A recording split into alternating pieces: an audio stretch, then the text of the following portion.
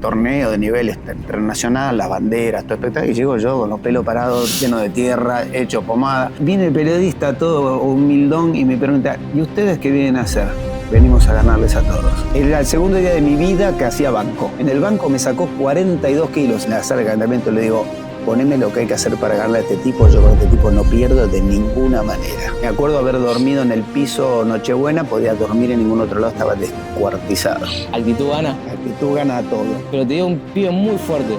Pero de cabeza tenés que estar atrás, capaz que... No. Cambio de deporte. Y esto es un arte. Estamos de nuevo en otras charlas y la idea de esta charla es hablar sobre el levantamiento olímpico y con quién mejor que arrancar que con Horacio Anselmi, un gran referente dentro de lo que es el levantamiento olímpico. ¿Cómo estás, Horacio? Gracias por darme el tiempo. ¿Qué hace, Nico? ¿Cómo estás? Impecable, como siempre. Levanté pesas, por eso estoy impecable. Por eso estás impecable. Para alguien que no conoce las pesas, que en el día de hoy muy poca gente, ¿cómo explicarías el levantamiento olímpico? Lo que es competencia y lo que es entrenamiento. No, el levantamiento de pesas es una disciplina que arranca formalmente con los mismísimos Juegos Olímpicos modernos, que pasó por diversas etapas evolutivas, porque al principio se competía en 5 ejercicios, había una única categoría, después la cosa se fue acomodando, aparecieron las mujeres en el 96, fue evolucionando y se fue transformando en un deporte olímpico de los más importantes que tiene el programa.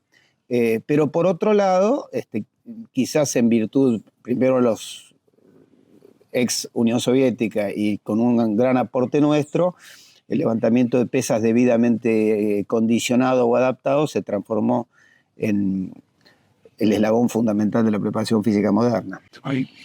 Perfecto.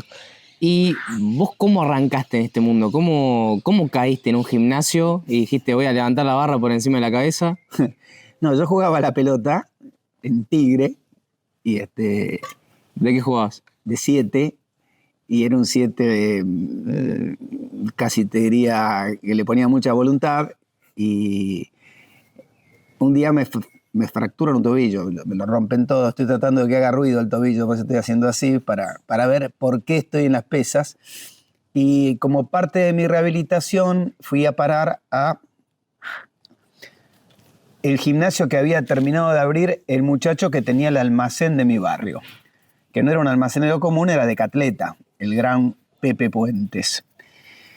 Y bueno, y ahí arrancó todo un proceso por el cual a mí no me gustaba mucho el ejercicio convencional, culturista. A mí me gustaba levantar la pesa.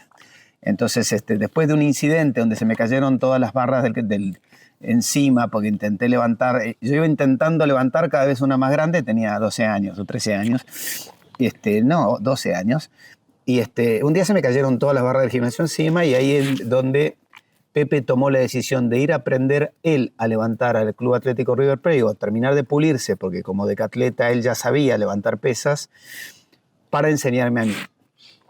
Y ahí empezó todo.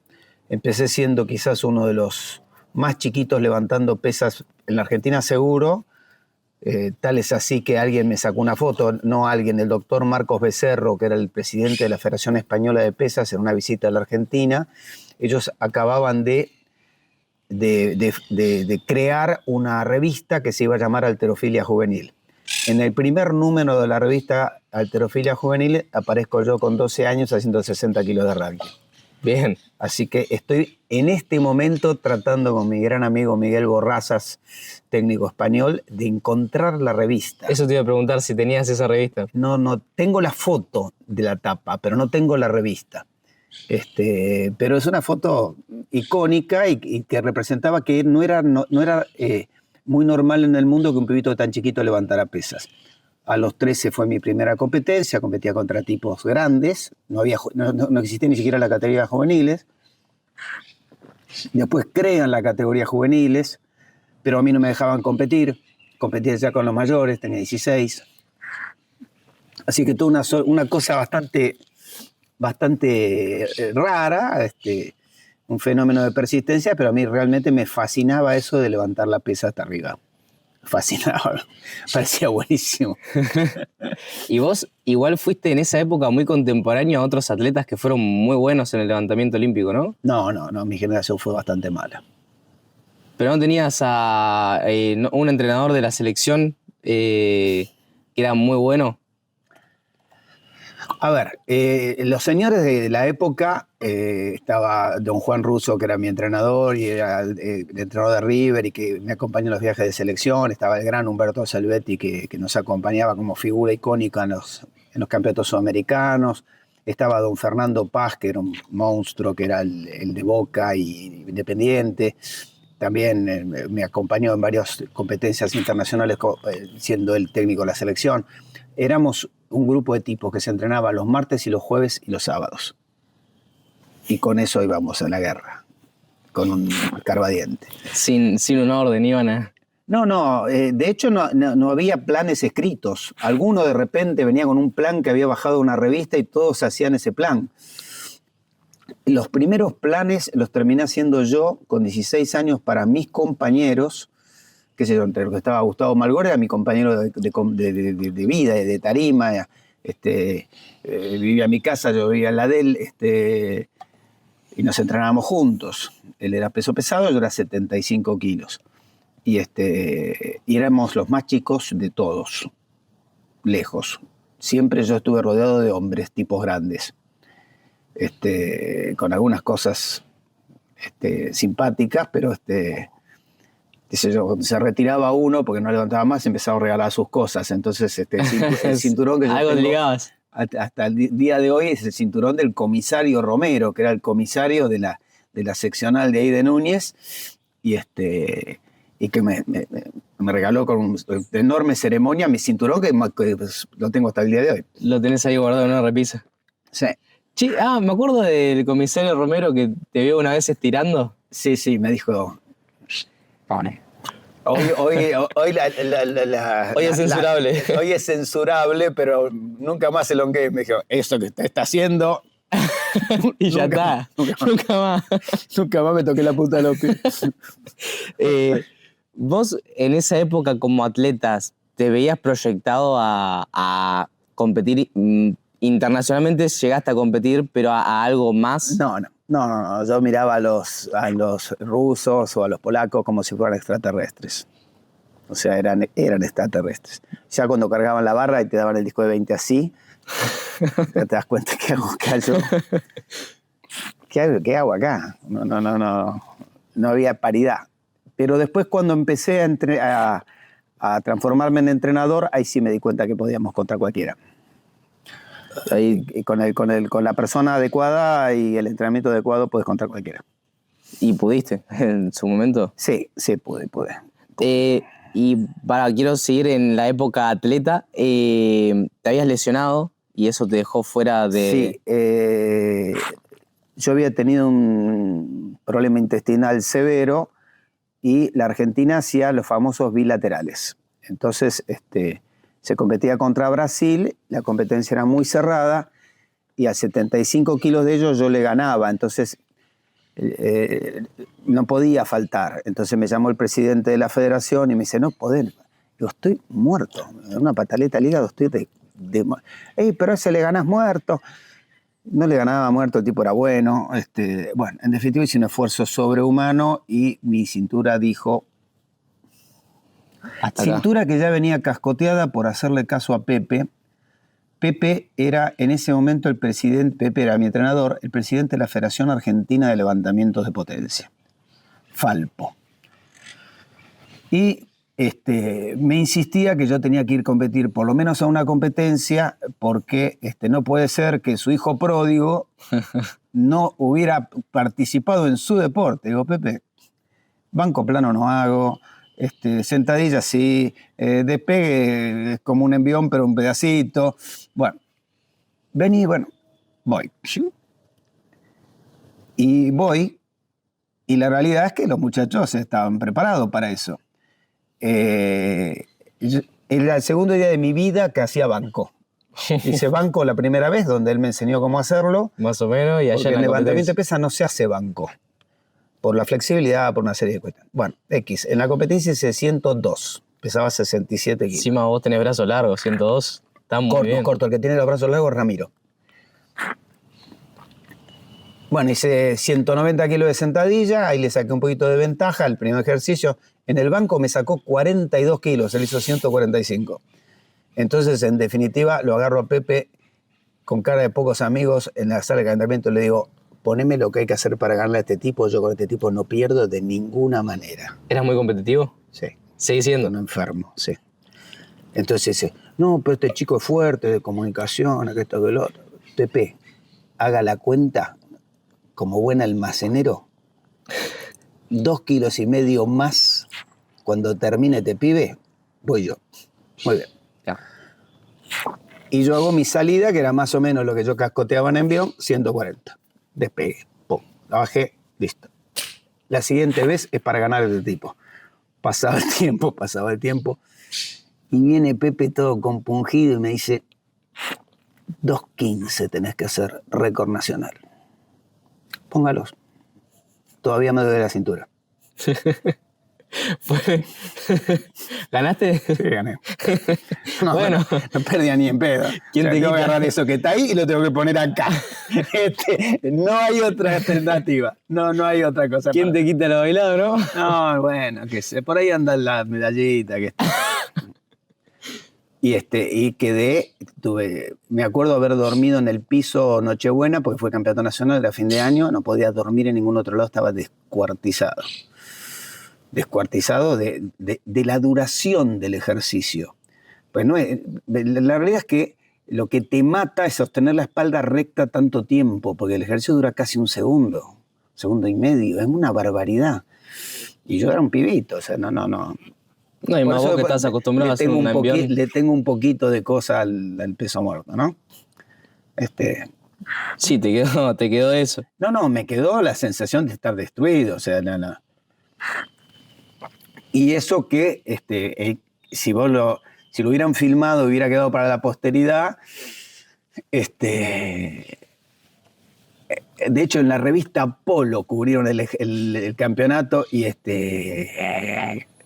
decía, un levantador de pesas dio la sorpresa en la categoría de los 67 kilos. Ya pasé la foto mía. Encima tuviste que bajar bastante, ¿no? No, ya en esa época era 67. Ah, ok. Sí. Y época atleta, ¿vos conociste el límite de tu cuerpo? ¿Conociste No, yo podría ver. Primero que, por una razón un tanto tonta, yo tenía una relación de modelaje con Adidas.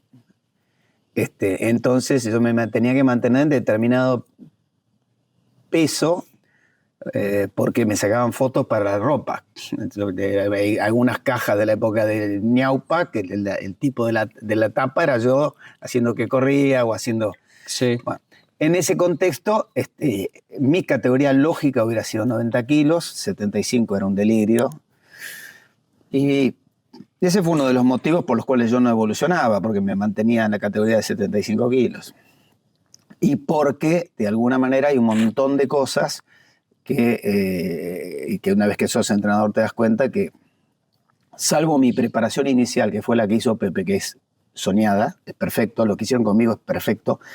Yo en el año 70 hacía pliometría. Hacía aceleraciones en pista, sabía todo. Pepe le enseñó todo, que estaba en el ámbito de lo que sabía. Entonces, mi preparación general era de otro planeta. Hacía cosas de agilidad, cosas gimnásticas. Entonces ya llegaste al levantamiento bien parado. Claro, y era dúctil, levantaba lindo, era muy rápido, porque tenía una preparación general muy importante. Después, bueno, el caprichito ese de la categoría.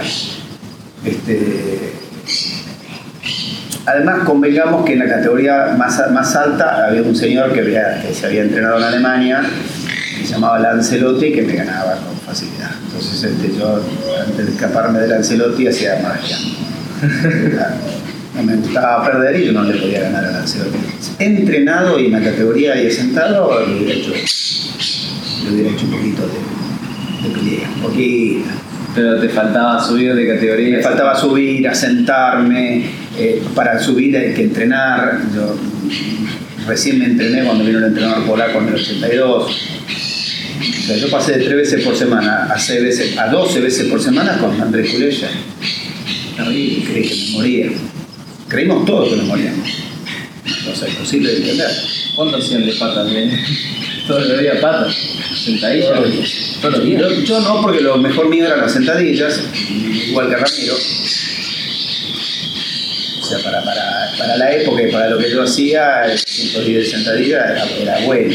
No, claro, encima te en 140, tenías un poco más ahí para tratar. Sí, mi segundo tiempo era tétrico porque no tenía fuerza, era muy flojito arriba.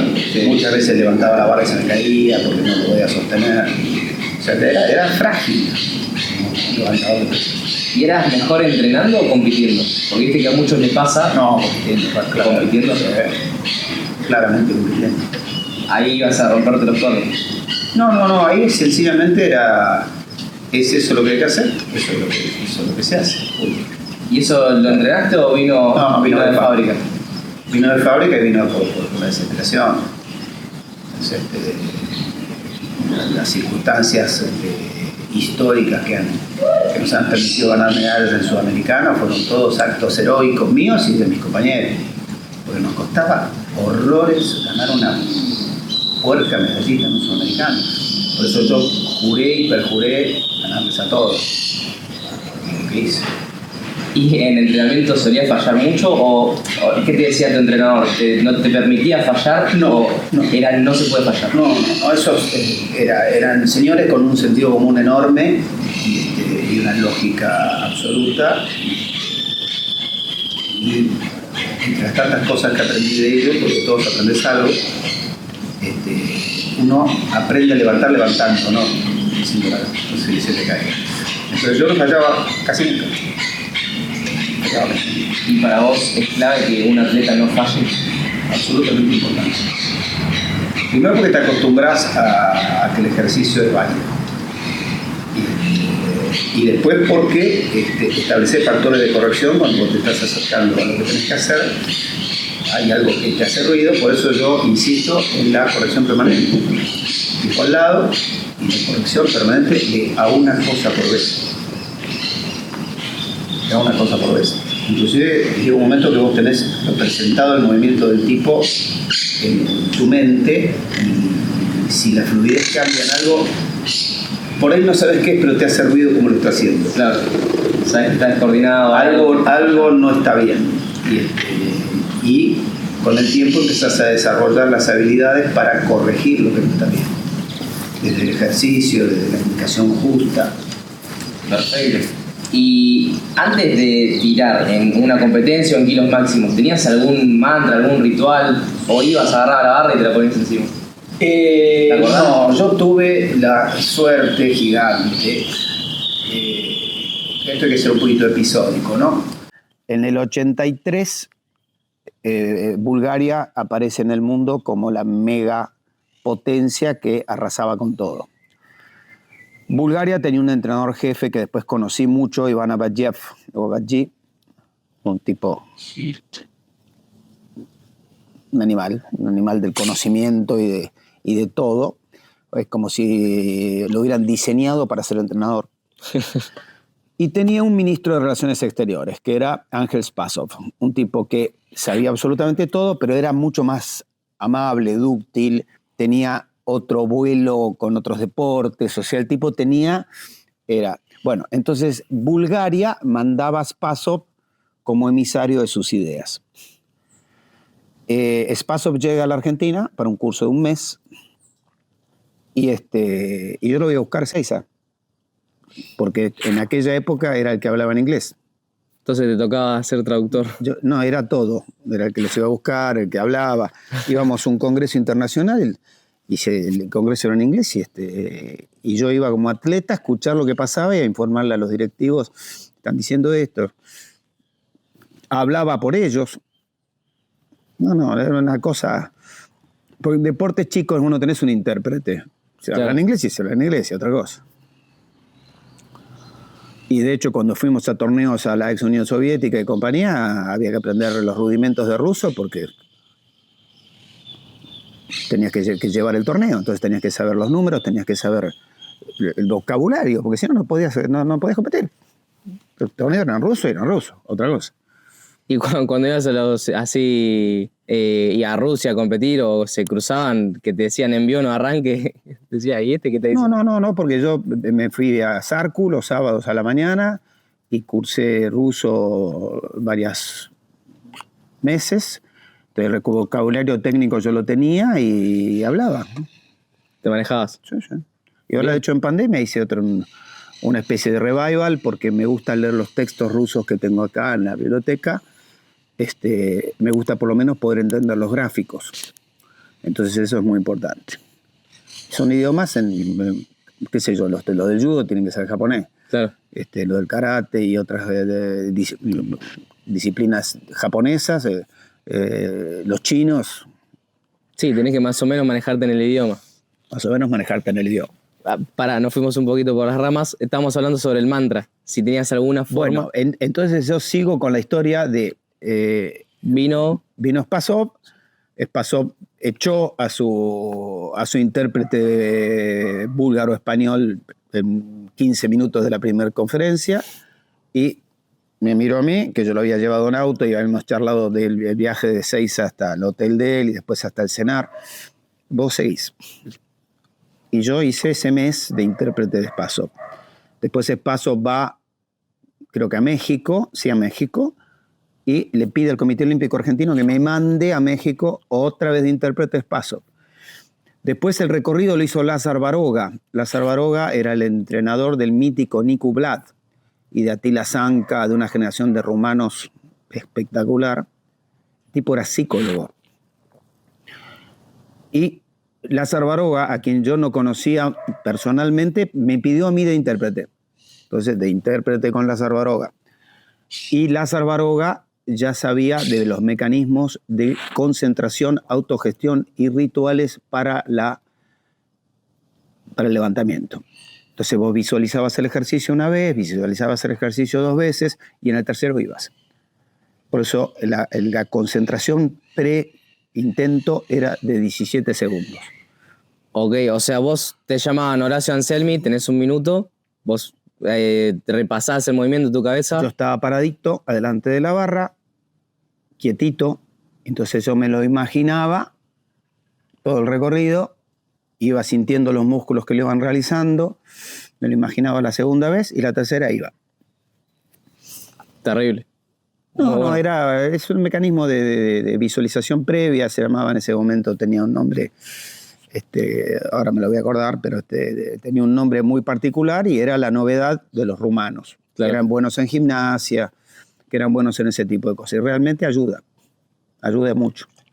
¿Y tirando, eras mañoso? Tirando, entrenando, el disco tiene que ser igual, la barra tiene que estar recta. No es barra con que levantábamos nosotros. Yo, cuando llegó la Eleiko. Era otra cosa. Los muchachos decían, esto es una porquería, no podemos meter un solo tiro. Claro, una barra que no estaba doblada y que no tenía que hacer cosas exóticas para levantar.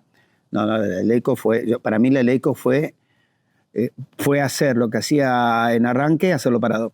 De la ductilidad que tenía la barra.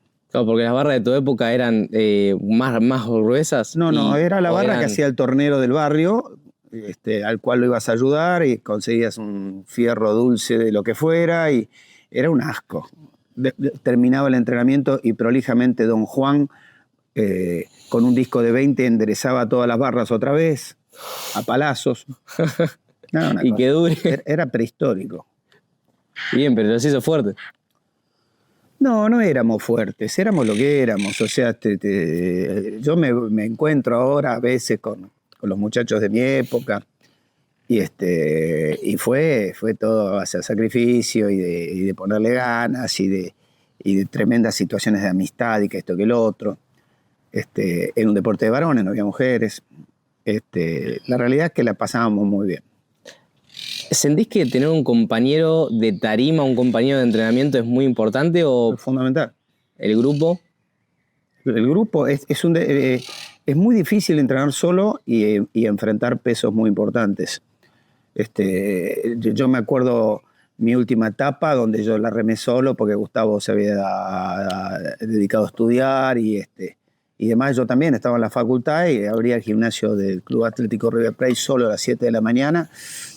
Y el día terrorífico de mi vida era 180, 6 de sentadilla. Entonces digo, no, ¿cómo hago? 7 de la mañana estoy solo. Sin nadie que te grite. Sin nadie que nada. Entonces, y era eso. Después ahí me iba a estudiar, volví a estudiar y en la tarde estaba la parte técnica con alguno que me miraba, con mis propios compañeros. Entonces ya era otra cosa, el arranque, el envión a la tarde, pero las sentadillas de la mañana eran tétricas. Cuando vino el entrenador polaco, te dijo algo que a mí me marcaría mucho, que por ahí no eras muy bueno para el deporte, pero ibas a ser buen entrenador. ¿Era el entrenador polaco o me...? Andrés Kulesza, bueno, que también lo fui a buscar a Ezeiza, que también empezamos a conversar, que yo era el intérprete de él. Para todo esto, ¿te hiciste un seminario con todo lo que fuiste a buscar? No, pero lo de Andrés es algo maravilloso porque Andrés, eso, yo lo fui a buscar un domingo que compramos en un kiosco la revista Gente. Entonces me pidió, antes de que me fuera, que le leyera la primera página despacio. Al mes hablaba en castellano, un animal. Intelectualmente tipos extraordinarios. Bueno, me vio levantar, que esto, que lo otro. Entonces me acuerdo que me dice, "You are the best", ¿vos sos el mejor? Uno de los mejores. El tipo hizo así. Ya está, te mató. Y después me dice, pero tienes muy buena cabeza, vos vas a ser un muy buen entrenador. Porque yo le digo, levantador de pesa ni para atrás, no. Sos muy alto, no sos fuerte. Tipo claro, seco, concreto, pero avanzó sobre el tema. En la famosa habitación 112 del CENAR, que hay veces que paso y miro, ¿por qué? Porque me pasé todos los martes y jueves a la mañana de todo un año recibiendo clases teóricas de él. Se consiguió un pizarrón, se consiguió unos marcadores. Yo entraba, me sentaba en un sillón, él al lado del pizarrón, vaso de vino lleno hasta arriba, por si le... Entonces el sistema polaco lo tengo para adelante y para atrás, para el costado, para cualquier lado. Y sobre el fin de ese año, cuando yo ya tenía ese training metodológico, llega Ángel Spasov. Y después fue Nazar Barova. En definitiva, yo fui recibiendo info del más alto nivel de los mejores por hacerla de intérprete directamente. Ya saber inglés te salvó, o sea, no sé si te salvó es la palabra. Me permitió, en principio el primer tipo que a mí me llamó poderosamente la atención fue en un campeonato sudamericano juvenil.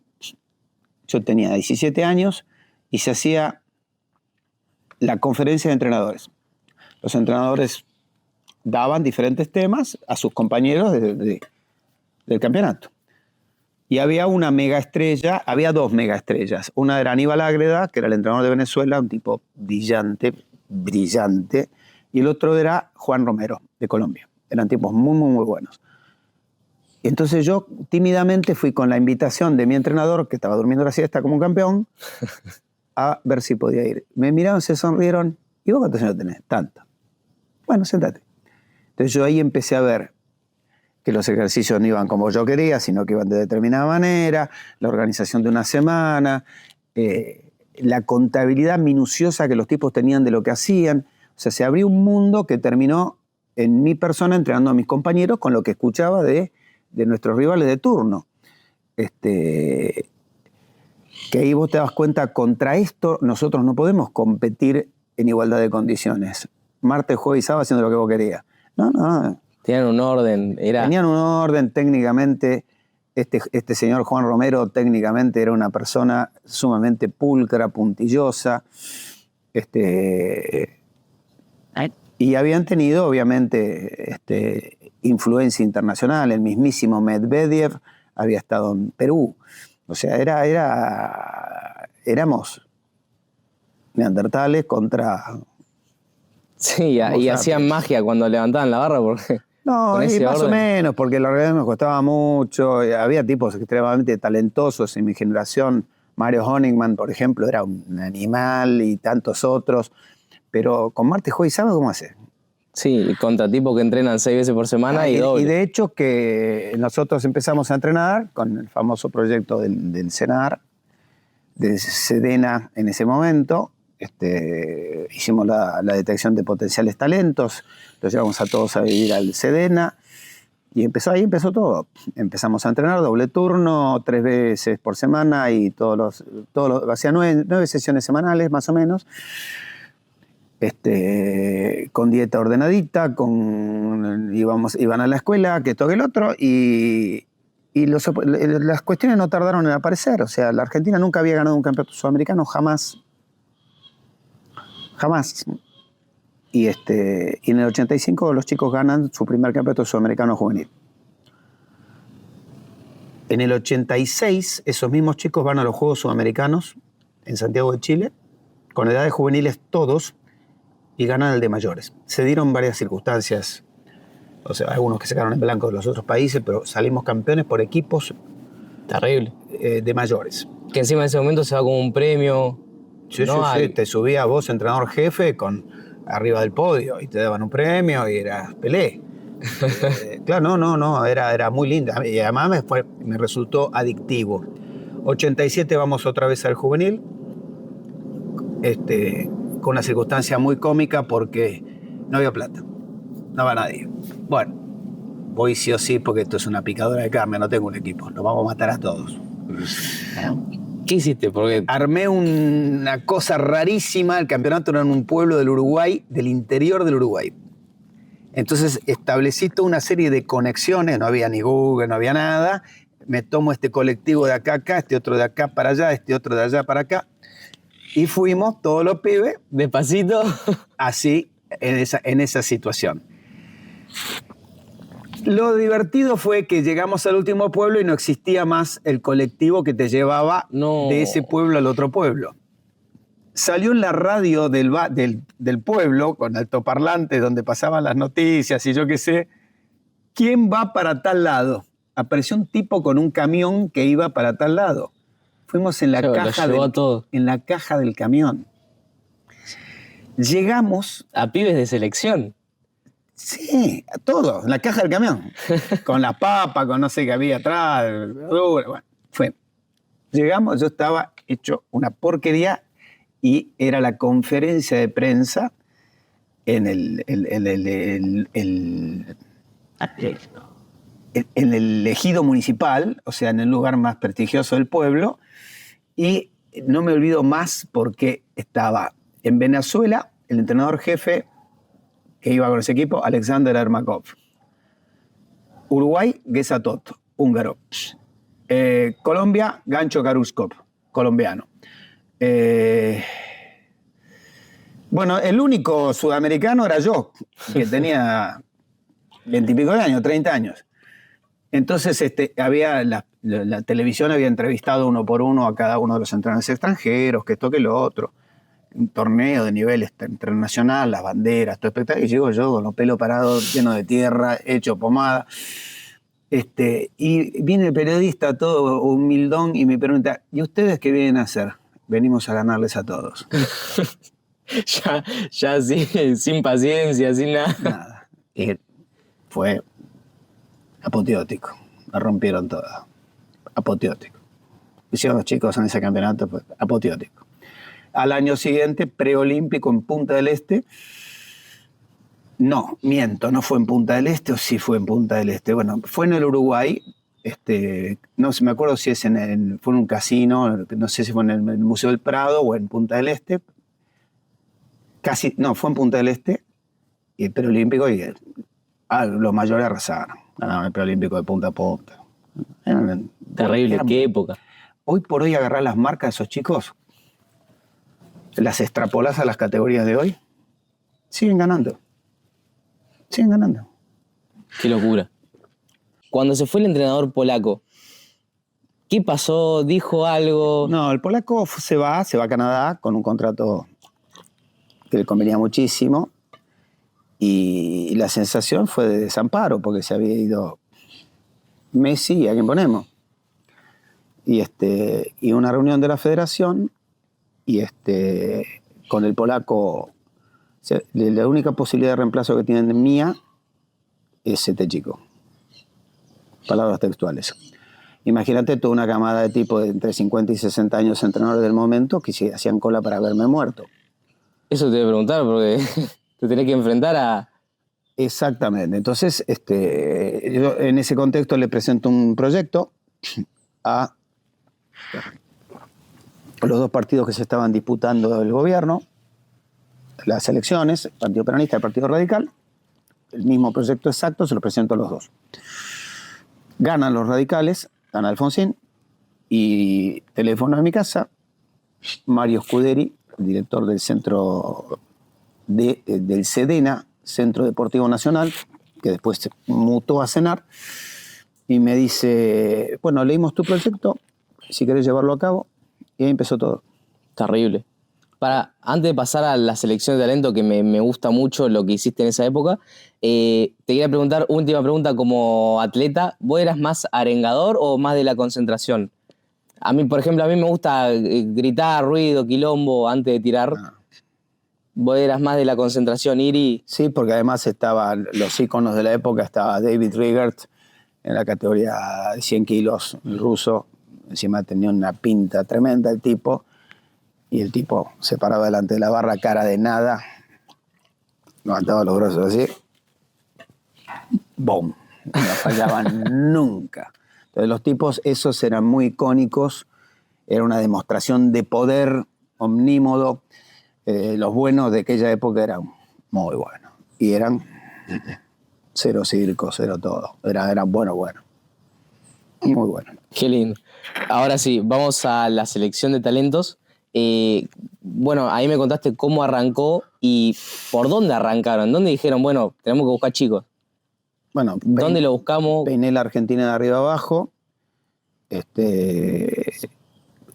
Las competencias no había pibitos buenos, que de hecho de las competencias creo que el único que competía era Majauskas, el resto fue todo encontrado.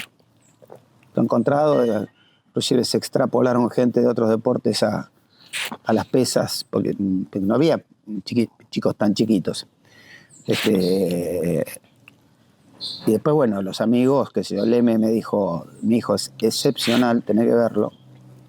Leme, que había sido rival mío, Leme padre. Sí. Y el hijo era excepcional. Gabriel. El hijo era un monstruo de 12 años. Crack. Lo mismo me dijo el abuelo de Gandolfo. Además yo era Horacito para todo el mundo. O sea, yo era un tipo muy del ambiente, muy querido. O sea, salvo por los entrenadores que se vieron desplazados, porque a partir de ese momento no tocaron la selección y viajaron nunca más ninguno. Claro, ahí te agarraron un poquito de... En algún momento empecé a llevar a pasear a alguno de segundo entrenador, como para no romper de... En otro momento, ya con los chicos de 18, 19 años, me di cuenta que estaba destruyendo el medio local, entonces los declaré fuera de competencia, no competían más. O sea, el campeonato, ninguno de esos pibes era campeón nacional. ¿Por qué? Porque no iba al campeonato nacional. Los liberaba para que el resto del mundo, que se entrenaba como se entrenaba, pudiera seguir avanzando un poquito. Pudiera seguir avanzando. Pero ellos estaban fuera de discusión.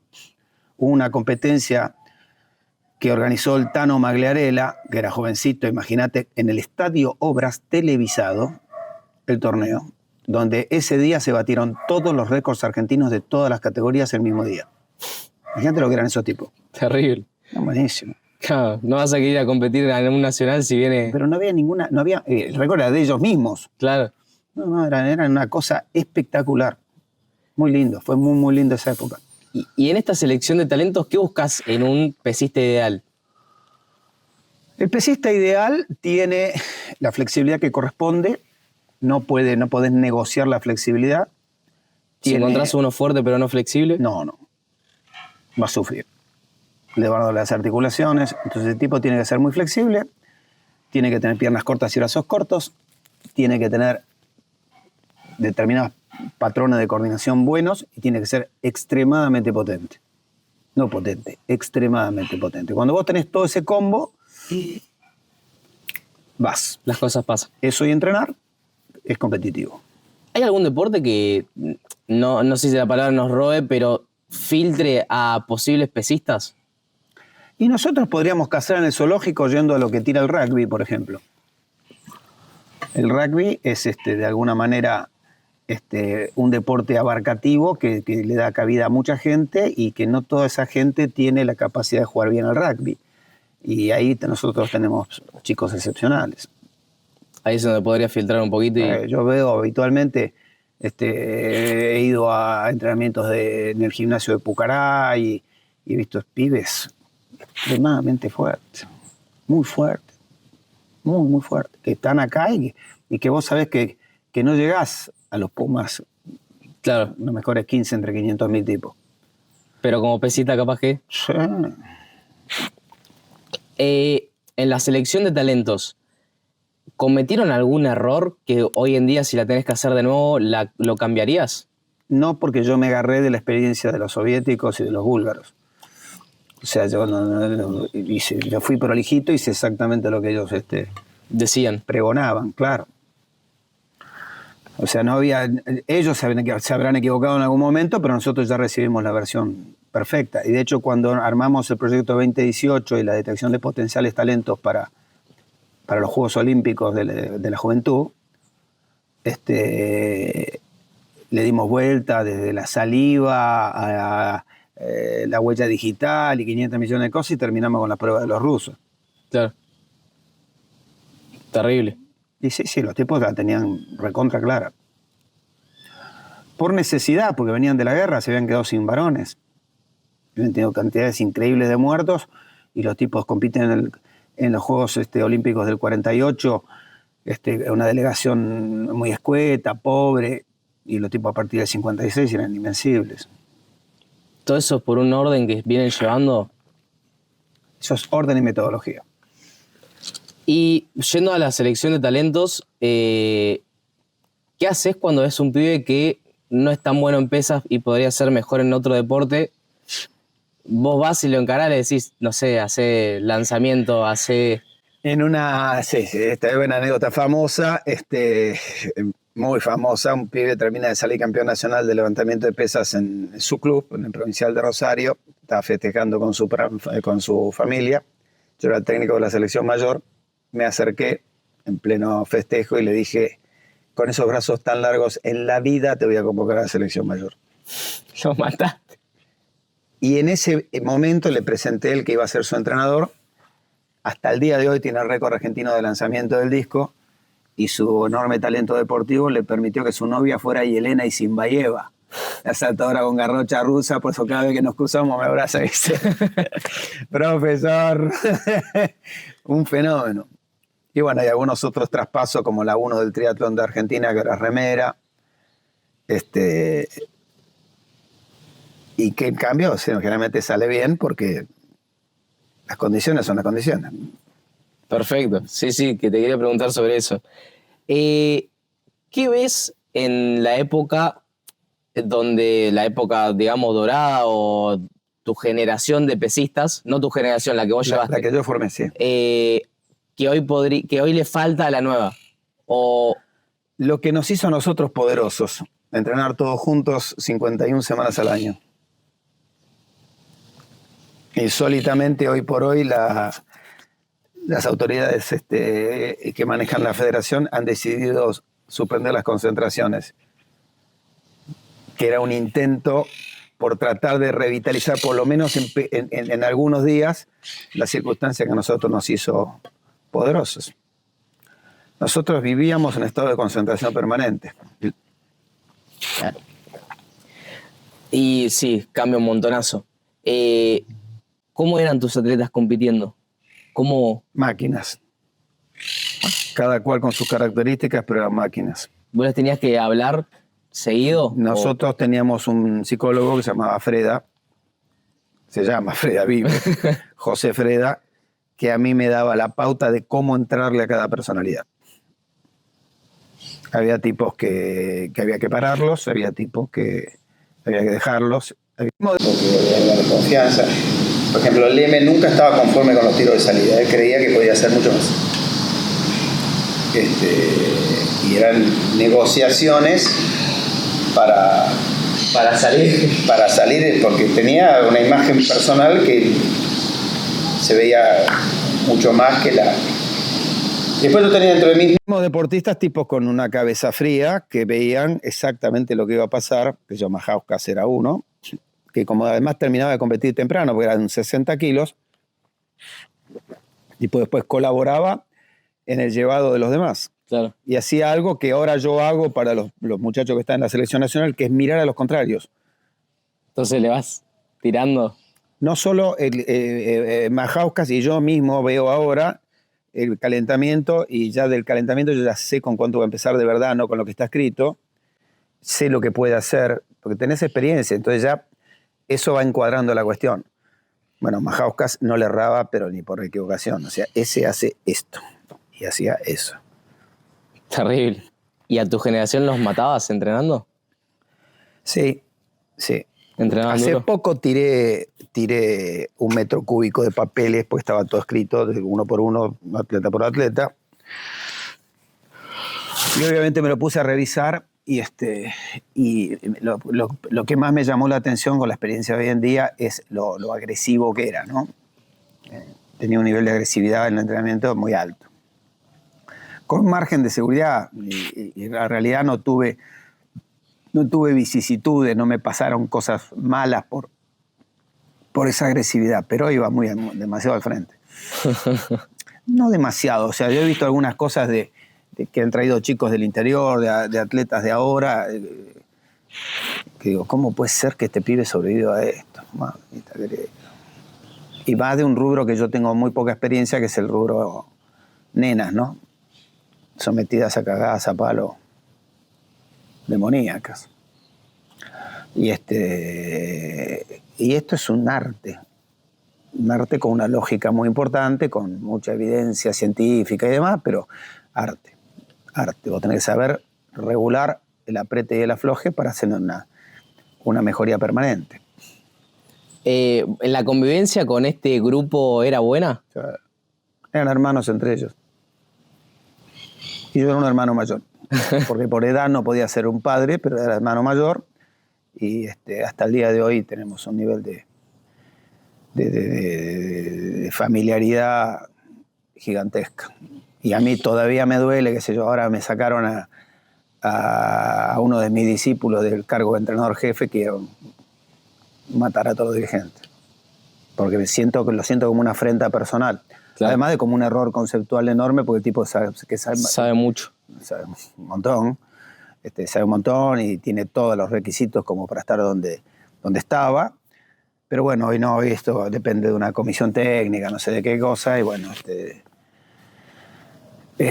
son los nuevos tiempos. Obviamente mi experiencia indica que así no va a funcionar. Como bien indica. Y tuviste que manejar situaciones difíciles como entrenador, yendo a lo personal con los atletas.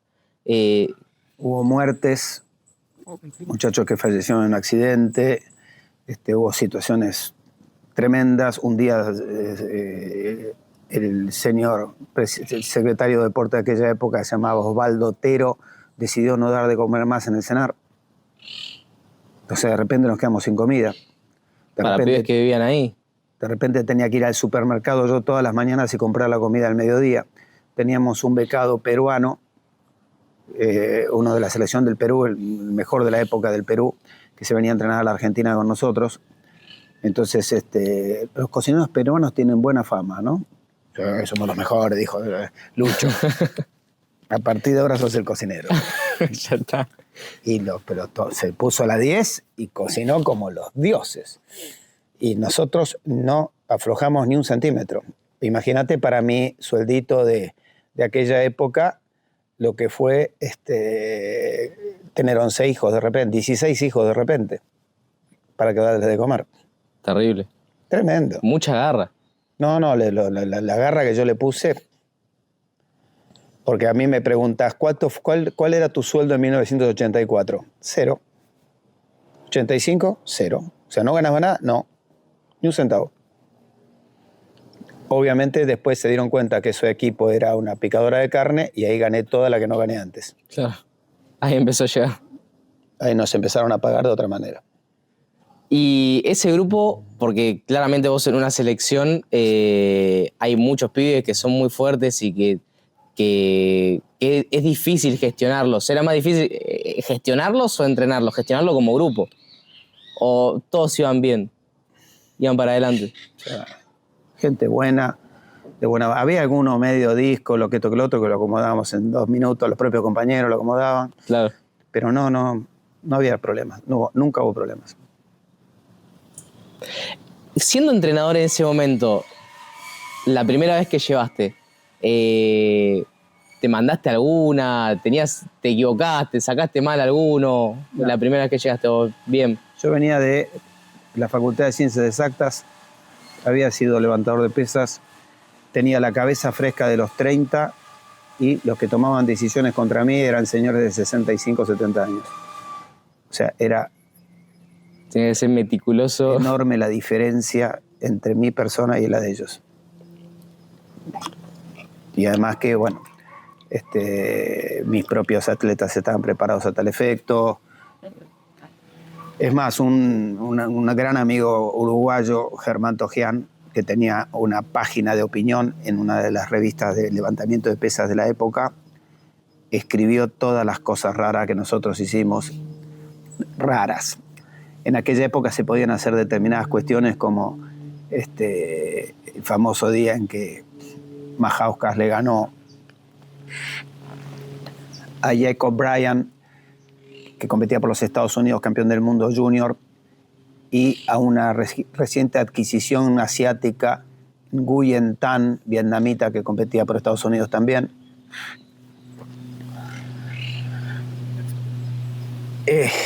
Hicimos una salida con 140 kilos en la cual él tenía que hacerse que se había lastimado, se hacía lesionado y se fue retirando, rengueando. Hasta yo me creí que se les había lastimado de verdad y su segundo intento fueron 160 kilos. Cuando habían terminado Bryan y Tan, que consideraron que su principal rival estaba fuera de combate y apareció en su segundo intento Majauskas y los hizo con una seguridad asombrosa.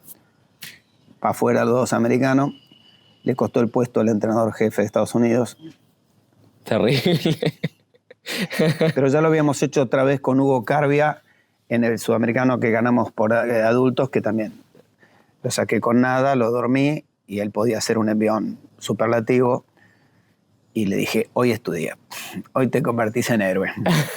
Y ese envión superlativo salí campeón sudamericano con 19 años, una categoría hasta 90 kilos.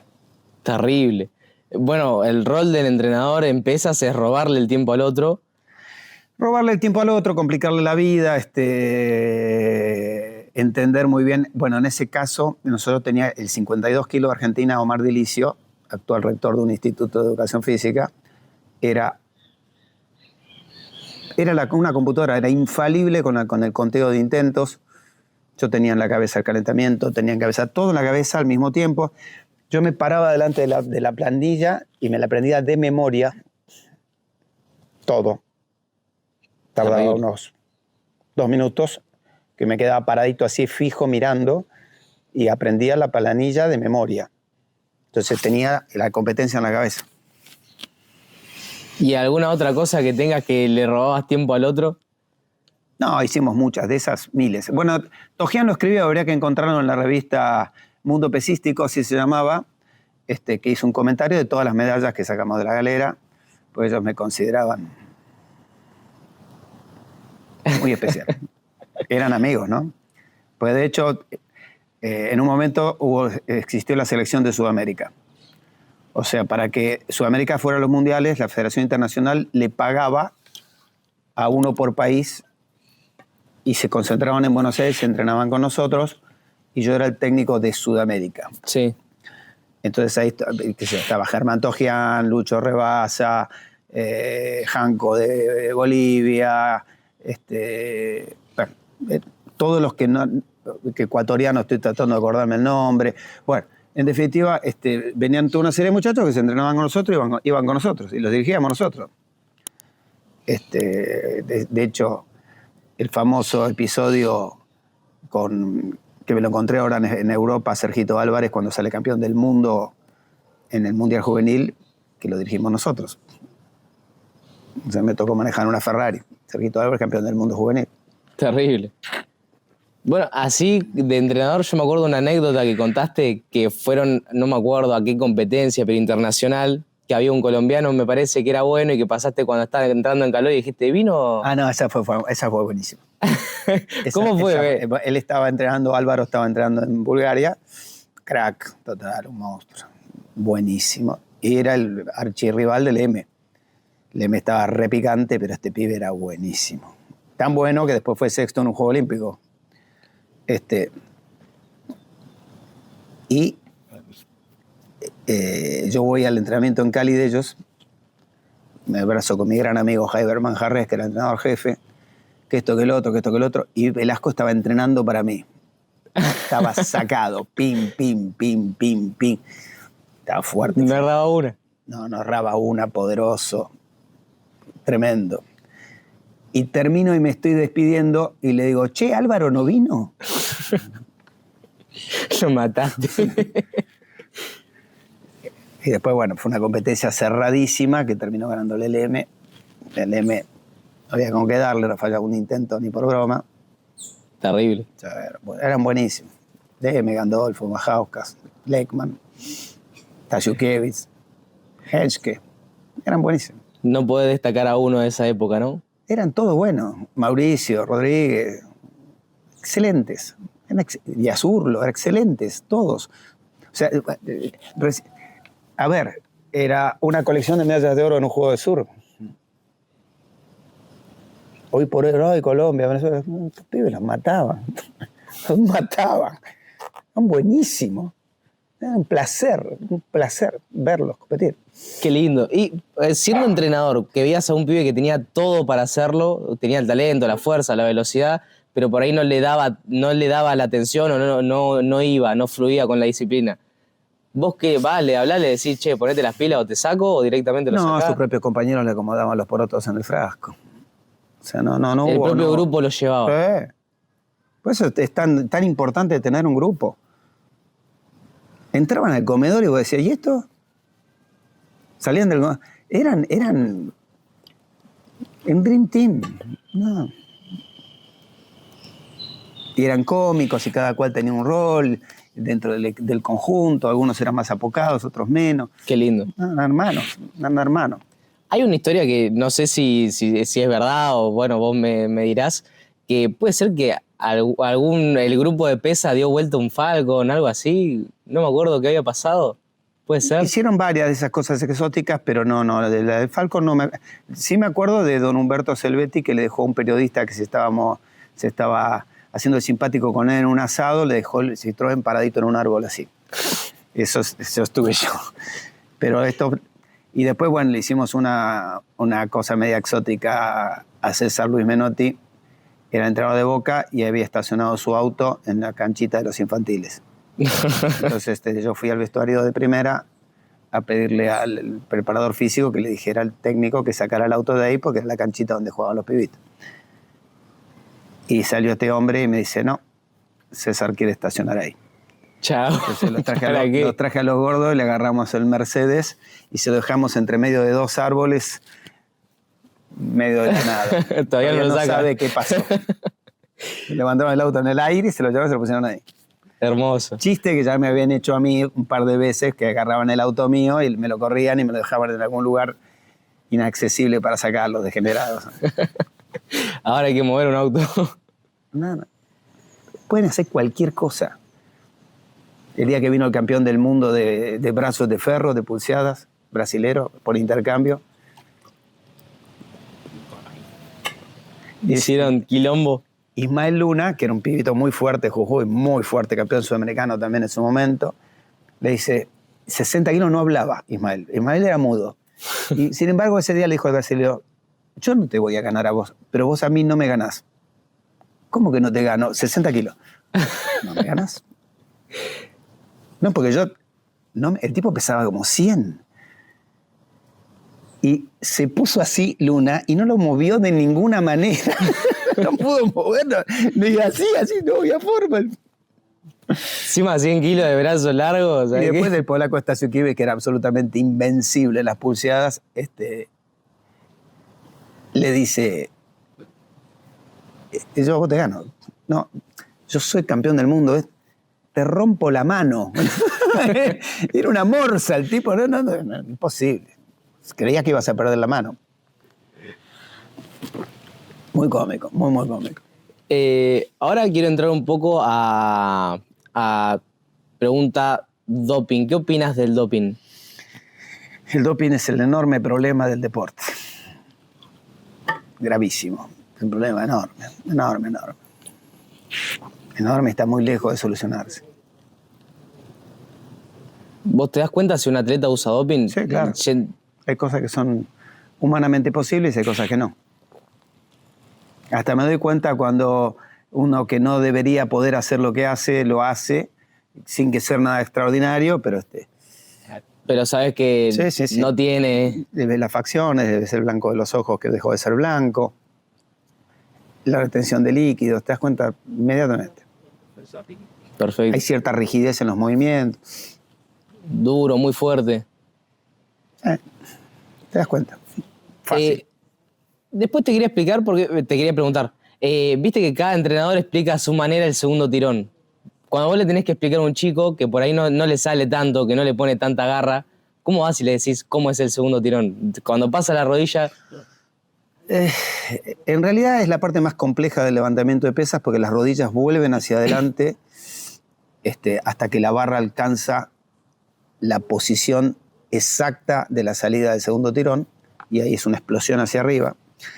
El otro día estaba escuchando, me mandaron, no estaba escuchando yo, me mandaron, mira lo que dice esta piba, una piba que se fue a otro país, de Argentina, y que ahora da cursos de levantamiento de pesas, y dijo la cosa más insensata de la lógica de la salida del tirón. Yo no sé dónde lo sacan, pero la realidad es que es un movimiento complejo donde uno permite que la barra mantenga el centro de la escena porque pesa más que uno. Entonces uno se corre para dejar pasar la barra hasta que llega un momento donde acciona la catapulta.